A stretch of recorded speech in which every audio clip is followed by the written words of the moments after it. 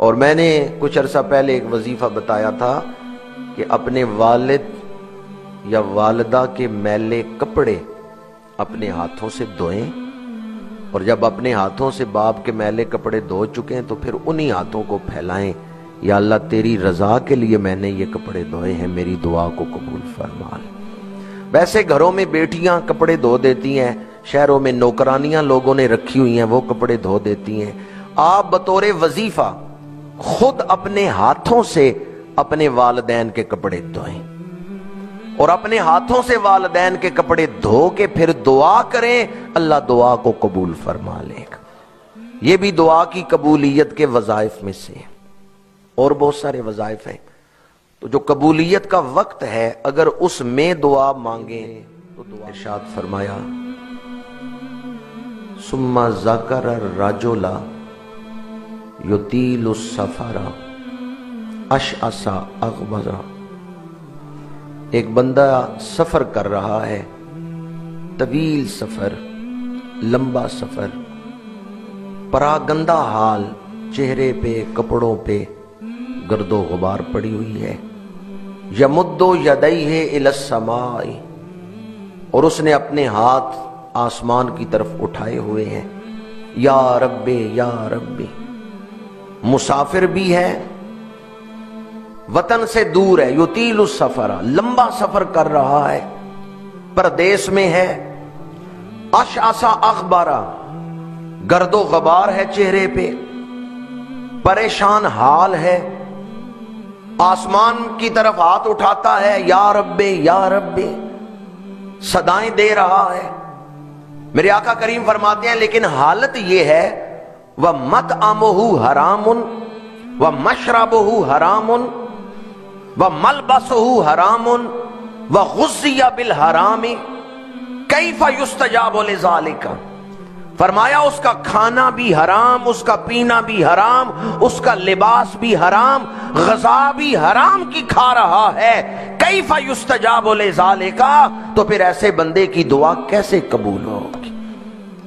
کیوں کر اس کی دعا دروازہ قبولیت تک پہنچے گی جبکہ لباس بھی حرام ہو، کھانا پینا بھی حرام ہو؟ تو دعا کی قبولیت کے لیے سب سے پہلے تو بدن کا پاکیزہ ہونا ضروری ہے، حرام غذا نہ ہو، حرام لباس نہ ہو، زبان بھی پاکیزہ ہو، دل بھی پاکیزہ ہو۔ آپ نے اکثر سنا ہوگا حضرت بابا فرید رحمۃ اللہ تعالی علیہ نے 3 دفعہ کل شریف پڑھ کے مٹی کے ڈھیلے پہ پھونک ماری، وہ مٹی کا ڈھیلا سونے کا بن گیا۔ وہ مسافر جن کو آپ نے وہ مٹی کا ڈھیلا سونے کا بنا کے دیا، وہ سفر پہ گئے، سونا خرچ ہو گیا، انہوں نے بھی مٹی لی، 3 دفعہ کل شریف پڑھ کے پھونک ماری، سونا نہیں بنا۔ واپسی کے سفر میں جب بابا صاحب کے پاس آئے تو انہوں نے واقعہ بیان کیا، آپ نے فرمایا زبان بھی تو فرید کی ہونی چاہیے، قرآن کی برکتوں میں تو کوئی شک نہیں ہے، پر قرآن پڑھنے والے کی زبان میں بھی تو پاکیزگی ہونی چاہیے۔ تو دعا کے لیے پہلی چیز جو ہے کہ انسان کا جسم پاکیزہ ہو، غذا پاکیزہ ہو، لباس پاکیزہ ہو، زبان پاکیزہ ہو، غیبت جھوٹ چغلی سے بچنے والی زبان ہو، دل پاکیزہ ہو۔ دوسری چیز، ویسے آپ 24 گھنٹوں میں کسی وقت بھی دعا کریں، دعا کے لیے وقت کی پابندی نہیں ہے کہ اس وقت دعا نہ کریں، کسی وقت بھی آپ دعا کر سکتے ہیں، اجیب دعوت الداعی اذا دعان، لیکن کچھ وقت ایسے ہیں جن میں دعا جلدی قبول ہوتی ہے۔ ہر رات کے آخری حصے میں دعا قبول ہوتی ہے، ہر رات کے آخری حصے میں میرے آقا کریم کا فرمان ہے کہ اللہ تعالیٰ اپنی شان کے مطابق آسمان دنیا پہ نزول فرماتا ہے اور پکارتا ہے کہ ہے کوئی مانگنے والا میں اس کو عطا کر دوں، ہے کوئی دعا کرنے والا کہ اس کی دعا قبول کی جائے۔ جیسے ابھی بارش ہو رہی ہے تو آپ جو بارش میں آ رہے ہیں وہ دیکھ رہے ہیں کہ بارش برس رہی ہے، ہر رات کے آخری حصے میں انوارات اسی طرح برس رہے ہوں۔